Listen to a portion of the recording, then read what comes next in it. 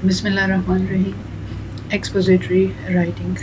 So, what is expository writing? Expository writing is the type of writing that aim to inform, explain, clarify, or describe a topic in a straightforward or logical manner. Unlike narrative or persuasive writing, it doesn't tell a story or attempt to sway, influence the reader opinion. So what happened in narrative writing में हम क्या करते हैं, narrate करते हैं story को, और persuasive writing में हम क्या करते हैं, हम करते हैं सर्वे और इन्फ्लुएंस द रीडर. तो ये दो चीज़ें नहीं होने वाली इसके अंदर. हमने ना ही इसको नरेट कर रहे हैं और ना ही हम इसको परसू कर रहे हैं, ठीक है, कन्वेंस नहीं कर रहे हैं हम इस राइटिंग की वजह से किसी को. और फिर है ये मतलब it doesn't tell a story और attempt to sway influence the reader opinion. Instead हम कर क्या रहे हैं, it focuses on providing clear and unbiased information about a subject. यानी unbiased क्यों, इसलिए unbiased क्योंकि हमारा इसके अंदर अपना ओपिनियन नहीं है. हम बिल्कुल फैक्ट और फैक्ट के साथ काम करेंगे और हम वो इंफॉर्मेशन देंगे जो कि लॉजिकल बेस्ड है, ठीक है. तो इसको हम कहते हैं एक्सपोजिटरी राइटिंग. हम एक्सपोज कर रहे हैं, हम चीज़ों को एक्सप्लेन कर रहे हैं, दैट्स इट, एंड डिस्क्राइब कर रहे हैं. की एलिमेंट ऑफ एक्सपोजिटरी राइटिंग, इसे की एलिमेंट क्या है, क्लियर थीसिस और मेन आइडिया. इसका है क्लियर थीसिस, यानी आपका जो थीसिस कहते हैं यहाँ पर टॉपिक को, आपका टॉपिक जो है वो बिल्कुल क्लियर होना चाहिए और मेन आइडिया जो है उसके अंदर होना चाहिए. Every expository piece begins with a central idea or thesis that tells the reader what to expect. यानी यहाँ पर आपने ये बताना है, अपना वो जो सेंटेंस होता है ना, आपने जिस सेंटेंस से स्टार्ट लेना है तो आपने उस सेंटेंस के अंदर ही आपने अपना एक तो जो एक रूल ऑफ थंब है वो ये है कि आपने एक्सपोजिटरी राइटिंग जब भी आप स्टार्ट करते हैं तो आपको कोई ना कोई टॉपिक मिला होता है. तो आपने ऐसा करना है कि आपके फर्स्ट सेंटेंस में आपका टॉपिक जो है ना वो लिखा हुआ ऐसा सेंटेंस आप बनाएंगे कि आपका टॉपिक जो आपको मिला हुआ है वो उसके अंदर आ जाए, ठीक है ना. अच्छा जी, तो फिर है this thesis is usually present in the introduction and acts as a road map of the entire piece. ये सेंटेंस जो होगा, ये जो आप लिखेंगे, जो आपका स्टेटमेंट सेंटेंस होगा, तो उसमें ये होगा कि ये प्रोवाइड करेगा रोड मैप को कि आप किधर जा रहे हैं. यानी आपका सेंटेंस जो है वो काफ़ी अच्छा सा होना चाहिए. Logical organisation. अच्छा, अब जैसे कि यहाँ पर मैंने पहले आपको बताया है कि लॉजिकल, ये सारा बेस्ड ही लॉजिकल करता है, लॉजिकल है और फैक्ट्स इसके अंदर होंगे और आपने कोई भी इसके अंदर अपना ओपिनियन नहीं होगा. तो यहाँ पर क्या होगा, expository writing is organise in a way that makes the information essay to follow. Common organizational structure include. अच्छा, यहाँ पर आपने क्यों करना है, क्योंकि इंफॉर्मेशन बेस्ड है तो यहाँ पर आपने इंफॉर्मेशन देनी है. तो यहाँ पर आपने इंफॉर्मेशन जब आप देंगे तो उसका स्ट्रक्चर किस तरीके से बनाना है, उसका क्रोनोलॉजिकल ऑर्डर कहते हैं कि जैसे कि आप कोई फैक्ट्स बता रहे हैं तो आप उस फैक्ट्स को नंबरिंग के साथ बताएंगे. और जैसे कि आप मैं आपको एक एग्जांपल देती हूँ कि जैसे आपने कोई इवेंट हुआ है, आप उसको बता रहे हैं, तो आप जब से स्टार्ट हुआ होगा आपने तब से बताना है ना. तो आपने ये तो नहीं है कि कभी आपने मिडिल से स्टार्ट कर दिया, कभी आपने जो है एंड से स्टार्ट कर दिया, फिर आपने फर्स्ट से स्टार्ट किया. नहीं, क्रोनोलॉजिकल ऑर्डर होना चाहिए उसके अंदर. वो इवेंट्स जो हैं जब से शुरू हुआ, फिर उसके बाद फिर उस तरीके से इसको आपने लेके चलना है. तो ये हो गया chronological order for topics that describe a process और sequence of the event. Cause and effect. So in this there would be cause and effect to explain why something happened and the consequences that followed. तो ये हुआ कैसे और इसके consequences क्या थे. Comparison and contrast. So हम ये देखेंगे कि comparison, इसका कंपैरिजन करें और फिर इसका contrast to highlight similarities and difference between that the two subject. तो हमने यहाँ पर कंपैरिजन और कंट्रास्ट भी का भी ख्याल रखना है. Problem and solution for topics that discuss an issue और पर्पस. सॉल्यूशन, तो यहाँ पर आपने प्रॉब्लम और सॉल्यूशन, क्योंकि ज़ाहिर है आप कोई एविडेंस दे रहे हैं, फैक्ट्स बयान कर रहे हैं, तो आप ज़रूर बताएंगे कि ये चीज़ या ये इवेंट जो है ये इस तरह हुआ, ये इसके फैक्ट्स थे और इसका ये इस तरीके से मतलब अगर गॉड फॉरबिड कोई ऐसा इवेंट है जिससे काफ़ी लोगों को हार्म हुआ है, तो आप सिर्फ साथ सजेशन भी पेश कर सकते हैं, सोल्यूशन भी बता सकते हैं कि ये अगर इस तरह हुआ होता तो ये काफ़ी चीज़ें जो है ये मतलब इसका कोई सोल्यूशन मिल सकता था. और evidence and example, fact, statistics and example help to clarify and support the main idea. तो एविडेंस जो है ये आपके राइटिंग को और मज़ीद एक्सपोजिटरी राइटिंग को और मज़ीद स्ट्रॉन्ग कर देंगे. These detail strength the piece by adding credibility और डेप्थ. अच्छा जी, ये एविडेंस जो है ना ये आपकी राइटिंग में क्रेडिबिलिटी लेके आएंगे और दूसरा जो रीडर है, जो पढ़ने वाला है, उसे ये पता चलेगा कि वाकई ही इस बच्चे ने कुछ ऐसा लिखा है, कुछ ऐसी इन्फॉर्मेशन दी है कि ये फैक्ट बेस्ड है. तो ऑब्जेक्टिव टोन, तो आपका जो है जो आपकी राइटिंग है वो होनी चाहिए ऑब्जेक्टिव टोन.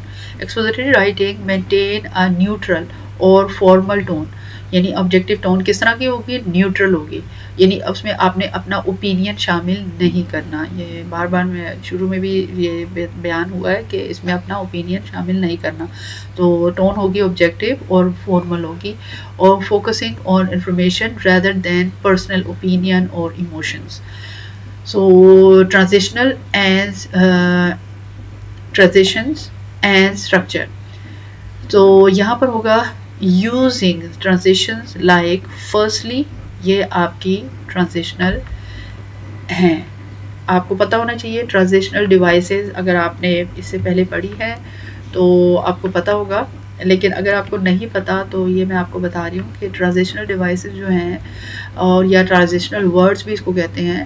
तो और there is another name because they are 3 name. बच्चे अक्सर कंफ्यूज हो जाते हैं, वो समझते हैं कि ट्रांजिशनल जो है ये देखें इसके 3 नाम हैं. ट्रांजिशनल डिवाइसेस भी कहते हैं इसको कहते हैं ट्रांजिशनल वर्ड्स और इसको कहते हैं ट्रांजिशनल फ्रेजेस. ठीक है, फ्रेजेस इसको क्यों कहते हैं, देखें अब ये है फ्रेजेस हम इसको इसलिए कहते हैं कि जब एक वर्ड के बजाय 2 वर्ड हो ना, जैसे इन एडिशन. अब इन एडिशन, अब ये वर्ड नहीं है, अब ये फ्रेज है. ठीक है, तो इसलिए हम इसको कहते हैं कि ट्रांजिशनल डिवाइसेस भी कहते हैं ट्रांजिशनल वर्ड और transitional phrases. And therefore is also. So ये काफ़ी सारे हैं, इसका मैं अलग से आपकी वीडियो बना दूंगी ट्रांजिशनल डिवाइसेस की, और ये एग्जाम में भी आते हैं तो ये फिर आपको पता होगा.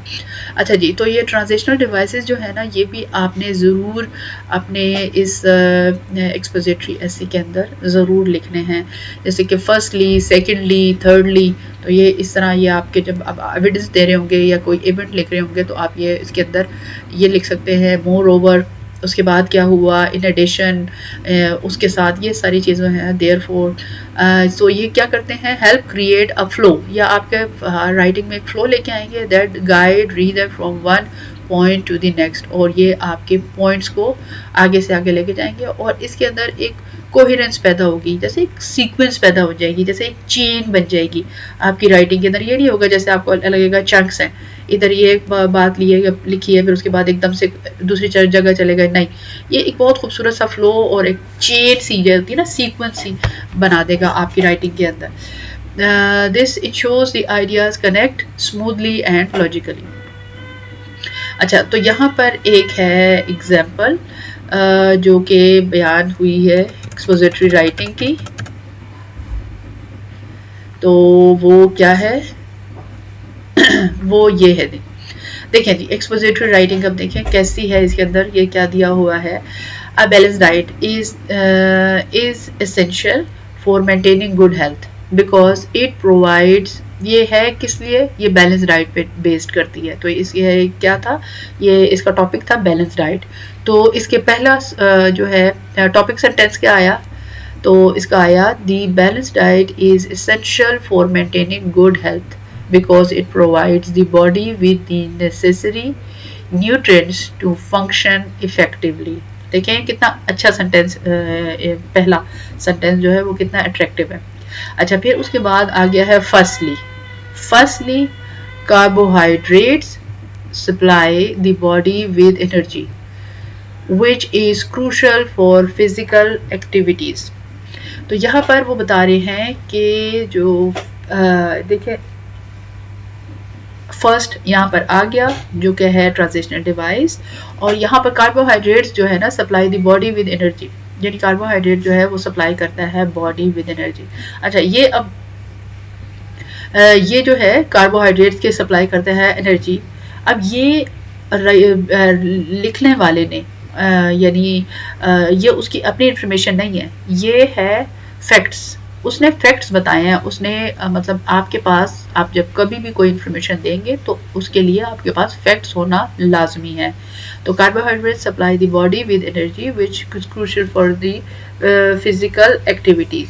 तो अब हमें ये पता चला कि कार्बोहाइड्रेट जो है ये बॉडी के लिए एनर्जी प्रोवाइड करते हैं और ये फिजिकल एक्टिविटीज जिससे हम कर सकते हैं। तो ये उस बच्चे ने या जो भी इसको लिखेगा तो वो ये साइंटिफिकली वो सही बात लिखेगा, वो अपनी ओपिनियन नहीं बताएगा कि वो खुद कहेगा कि भाई ये जो है मैं कह रहा हूँ, नहीं मैं नहीं कह रहा हूँ। ये जाहिर है उसके पास कोई ना कोई एविडेंस या कोई ना कोई ऐसे प्रूफ होना चाहिए ताकि वो ये लिखे, लॉजिकल बेस हो। अच्छा जी protein on the other hand help in muscle growth and tissue repair. तो अब हमें ये भी पता चल गया कि प्रोटीन जो है उसका क्या फंक्शन है। तो ये भी आपको पता जब आपके पास आप वो लिखेंगे इंफॉर्मेशन जो जिसका आपको पता हो और जिसके आप फैक्ट्स आपके मालूम हो कि आपको पता हो कि प्रोटीन ये करता है, तो तभी आप उसको लिखेंगे, अदरवाइज अपनी तरफ से नहीं लिखना। More over vitamins and minerals support various bodily functions। और फिर आ गया ये है डाइट कैन प्रिवेंट, अच्छा okay, such as boosting immunity and strengthening bones.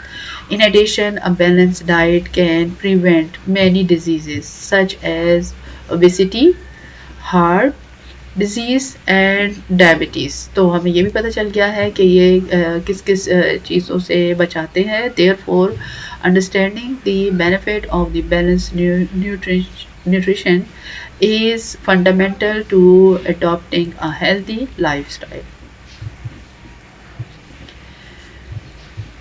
ठीक है, तो अब आपको ये पता चल गया है कि इसके अंदर बैलेंस डाइट जो है इसके क्या क्या बेनिफिट हैं और ये किस तरीके से और जो है इसको करनी चाहिए। सारी फैक्ट बेस्ड है, आपने देख लिया है, इसमें लॉजिकल रीज़न भी बताए गए हैं और फैक्ट बेस्ड है। तो इसके अंदर कोई भी जिसने लिखने वाले का यानी अगर आप कोई भी चीज़ लिखेंगे तो इसमें आपका पर्सनल ओपिनियन शामिल नहीं होगा, ये फैक्ट बेस्ड होगा और आपके पास इसको कन्विंस करने के लिए लॉजिकल रीज़न आपके पास होने चाहिए कि आप कहें कि अब देखिए एंड वाले सेंटेंस में आपने ये बताया है कि बैलेंस डाइट जो है ये ज़रूरी है, फंडामेंटल है फॉर हेल्दी लाइफस्टाइल। ठीक है ना, तो ये चीज़ है जिसका आपने ख्याल रखना है। तो और देखें यहाँ पर उन्होंने ये फर्स्टली लिखा हुआ है और इसके बाद ये फर्स्टली, फिर इसके बाद यहाँ मोर ओवर। तो किस तरीके से उन्होंने राइटिंग को जो है एक लॉजिकल एक फ्लो दिया हुआ है, स्मूथ फ्लो के साथ ये राइटिंग जो है। देयरफॉर ये देखें यहाँ पर देयरफॉर दिया हुआ है, तो ये सारी जो है ये आपकी राइटिंग को खूबसूरत भी करते हैं और उसको फ्लो भी करते हैं। और तो ये चीज़ें जो है ये आपको इनके बारे में इसके आपने ख्याल रखना है। ठीक हो गया, तो thank you so much, I hope you understand.